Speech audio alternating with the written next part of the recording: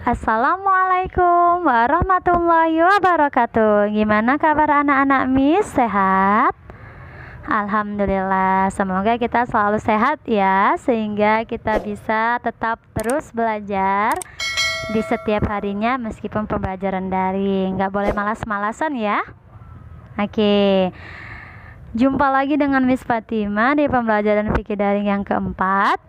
Hari ini kita akan membahas apa ya? Yuk kita lihat tayangan berikut. Nah, hari ini kita akan membahas jenis-jenis puasa. Tetap disaksikan pembelajaran hari ini. Jangan tidak kamu tonton ya. Kenapa? Karena nanti kamu gak paham, kamu yang merugi. Oke, sebelum kita mulai pembelajaran kita hari ini, mari kita awali dengan membaca basmalah sama-sama. Bismillahirrahmanirrahim. Oke. Tujuan pembelajaran kita hari ini yang pertama adalah abang dan kakak dapat mengetahui jenis-jenis puasa dengan baik. Kemudian abang dan kakak dapat memahami hikmah di setiap jenis puasa, ya kan? Nah, mari kita masuk pembelajaran kita yang pertama ya. Oke. Jenis-jenis puasa. Nah, puasa di sini jenisnya ada 3. Yang pertama puasa wajib, yang kedua puasa sunnah, dan yang ketiga adalah puasa haram. Ternyata ada ya puasa yang haram? Ada. Apa itu, Miss? Makanya tetap dilihat. Jenis puasa yang wajib adalah puasa pada bulan Ramadan, ya kan? Memang iya, karena di bulan Ramadan itu semua umat Islam wajib berpuasa selama 1 bulan penuh. Oke, kenapa kita Miss wajib berpuasa di bulan Ramadan? Ingat, karena puasa itu termasuk rukun Islam yang ketiga. Iya, jadi kalau misalnya nggak kita laksanakan, berarti Islam kita tidak sempurna. Oke, selain itu Allah berfirman dalam surah Al-Baqarah ayat 183 yang berbunyi, A'udzubillahi minasyaitonirrajim. Ya ayyuhalladzina amanu kutiba alaikumusiyam kama kutiba alal ladzina min qablikum la'allakum tattaqun. Wahai orang-orang yang beriman, diwajibkan atas kamu berpuasa sebagaimana diwajibkan atas orang-orang sebelum kamu agar kamu bertakwa.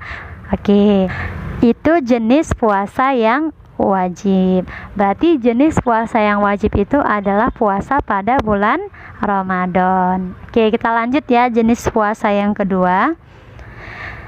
Jenis puasa yang kedua adalah puasa sunnah. Nah, apa arti puasa sunnah, Miss? Oke, kita lihat. Sunnah itu artinya berpahala dikerjakan dan tidak berdosa ditinggalkan. Berarti kamu mengerjakan dapat nilai plus dari Allah, nggak kamu kerjakan tidak dapat pahala, tidak dapat dosa. Oke.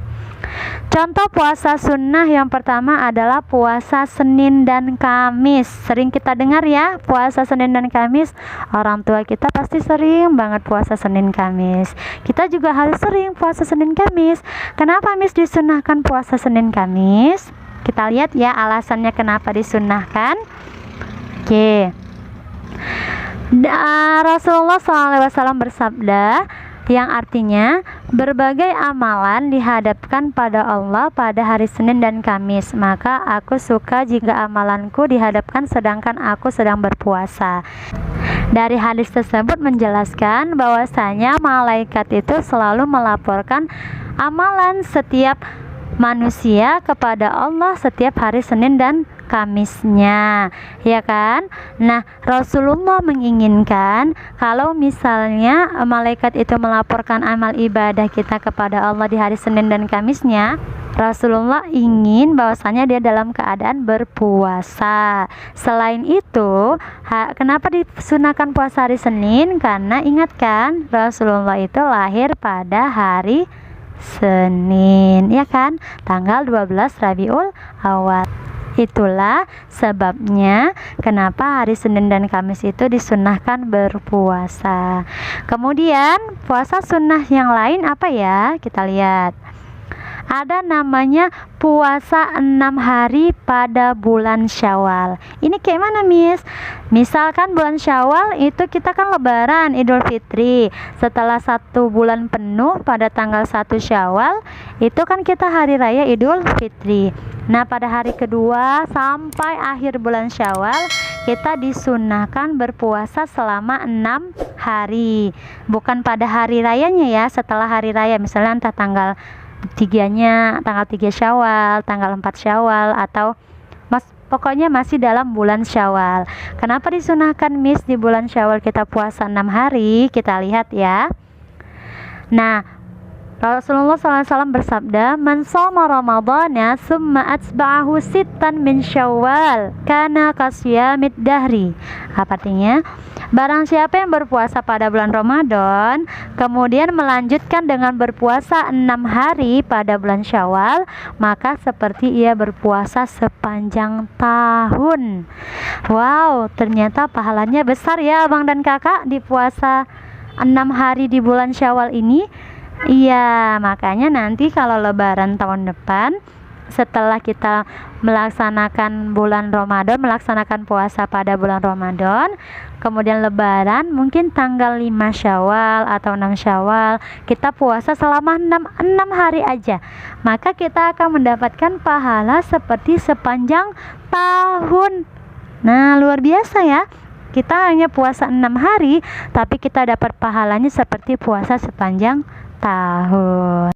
Luar biasa pahalanya. Oke, kita lanjut ya. Nah, jenis puasa sunnah yang kedua ada namanya puasa Asyura. Apa itu Asyura, Miss? Asyura itu ialah puasa pada tanggal 10 Muharram. Ingat ya, bulan Muharram itu adalah tahun barunya umat Islam. Oke, apa pahala yang akan kita dapatkan pada puasa Asyura ini, Miss? Kita lihat. Puasa pada hari Asyura, aku berharap kepada Allah agar mengampuni dosa-dosa setahun yang lalu. Ternyata kita puasa pada tanggal 10 Muharram, pahala yang akan kita dapatkan adalah dosa-dosa kita terampuni. Dosa yang mana, Miss? Dosa 1 tahun yang lalu itu akan diampunkan oleh Allah dengan kita puasa hanya 1 hari di bulan di bulan Muharram, yaitu pada tanggal 10. Masya Allah ya, besar sekali pahalanya. Dan diingat, dosa yang diampuni ini bukan dosa yang besar, tetapi dosa-dosa yang kecil. Bagaimana, Miss, dosa yang kecil itu? Misal dosa-dosa kecil itu seperti kamu lupa atau nggak sengaja membuang sampah sembarangan, ya kan? Bukan dosa yang besar. Kalau dosa yang besar itu seperti kamu melawan orang tua kamu, itu dosa besar, nggak bisa terhapuskan dengan puasa Asyura, nggak bisa ya. Jadi puasa Asyura ini yang diampuni dosanya hanyalah dosa kecil. Kira-kira kalau kamu nggak sholat atau kamu meninggalkan sholat, itu dosa besar atau dosa kecil? Coba. Ayo loh. Dosa besar, bukan dosa kecil. Jadi nggak boleh ditinggalkan sholatnya ya. Oke, puasa sunnah selanjutnya apa ya? Nah, ada namanya puasa Arafah. Nah, ini sering sekali ya dilaksanakan oleh abang dan kakak. Nah, apa itu, Miss, puasa Arafah? Puasa Arafah itu puasa yang dilakukan pada tanggal 9 Zulhijjah, ya kan? Mau lebaran haji kita tuh puasa, besok lebaran haji hari ininya kita puasa, ya kan? Ingat nggak abang dan kakak? Itu namanya puasa Arafah. Oke, apa pahalanya ya? Kita lihat. Puasa pada hari Arafah, aku berharap kepada Allah agar mengampuni dosa-dosa setahun yang lalu dan setahun yang akan datang. Masya Allah, ya kan? Puasa Arafah ini pahalanya dapat menghapusi dosa kita yang telah lalu dan dapat menghapus dosa yang akan datang. Ingat, dosanya dosa yang kecil ya, bukan dosa yang besar. Berarti lebih banyak pahala puasa Arafah ya dibanding puasa Asyura. Kalau gitu, Miss, kita melaksanakan puasa Arafah aja. Puasa Asyura Nggak usah, terserah kamu. Ini kan puasa sunnah, boleh dikerjakan dapat pahala, nggak dikerjakan nggak dapat dosa. Tetapi akan lebih baik puasa Asyuranya dikerjakan, puasa Arafah juga dikerjakan, jadi dapat 3 pahala, ya kan? Nah, maksud dari setahun yang akan datang bukan berarti nanti kamu, kalau gitu saya nanti melakukan banyak dosa lah, nanti dengan puasa Arafah saya hapuskan. Nggak boleh seperti itu ya. Tetap kita berusaha untuk melakukan atau melakukan perbuatan baik. Nah, itu saja jenis puasa sunnah. Kita masuk ke selanjutnya. Jenis puasa yang ketiga adalah puasa haram. Lalu ternyata ada puasa yang haram ya. Haram itu artinya dilakukan berdosa dan ditinggalkan malah dapat pahala. Puasa haram lawan katanya adalah puasa wajib, ya kan? Iya. Oke, jenis puasa haram apa ya? Kita lihat. Jenis puasa haram yang pertama adalah puasa pada hari raya, baik hari raya Idul Fitri ataupun Idul Adha. Nggak boleh ya kita puasa. Kenapa? Karena Rasulullah SAW bersabda dari Abu Hurairah radhiyallahu anhu bahwasanya Rasulullah SAW melarang dari puasa yang 2 hari, yaitu Idul Fitri dan Idul Adha. Kenapa diharamkan, Miss? Karena pada saat itu adalah hari kemenangan umat Islam. Karena pada hari raya Idul Fitri itu kita sudah menahan lapar, haus dan lain sebagainya selama 1 bulan penuh, sehingga pada tanggal 1 Syawal, ingat ya, 1 Syawal pada hari rayanya itu kita nggak boleh berpuasa, ya kan? Tetapi kalau tanggal 3-nya, 4, 5 sampai tanggal 30 Syawal itu kita sunnah puasa selama 6 hari yang tadi Miss jelaskan, ya kan? Puasa haram yang selanjutnya adalah puasa hari tasyrik. Apa itu, Miss, puasa hari tasyrik? Puasa hari tasyrik ini adalah 3 hari pada tanggal 11, 12 dan 13 Zulhijjah. Zulhijjah itu lebaran haji ya Bang dan Kakak. Tanggal 10-nya itu kita lebaran haji. Tanggal 11, 12, 13 berarti 3 hari setelah kita sholat Idul Adha, itu namanya hari tasyrik. Itu juga tidak boleh berpuasa ya pada bulan Zulhijjah. Kenapa? Kita lihat dari Nubaisya Al-Huzaili, ia berkata bahwa Rasulullah SAW bersabda, hari tasyrik adalah hari makan dan minum, ya kan? Berarti nggak boleh berpuasa. Kenapa? Karena pada saat itu lagi-lagi kita merayakan kemenangan, lagi-lagi hari itu adalah hari makan dan minum. Kenapa? Karena kita membagikan daging kurban ke orang-orang yang membutuhkan. Itu tidak boleh, pada hari itu kita tidak boleh berpuasa ya. Oke.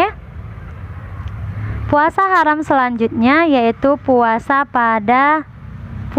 dahar namanya. Apa tuh, Miss, puasa dahar? Nah, puasa dahar ini adalah puasa selamanya. Nah, nggak boleh ya kita puasa selamanya. Misal nih Bang Deril, ya kan Bang Deril?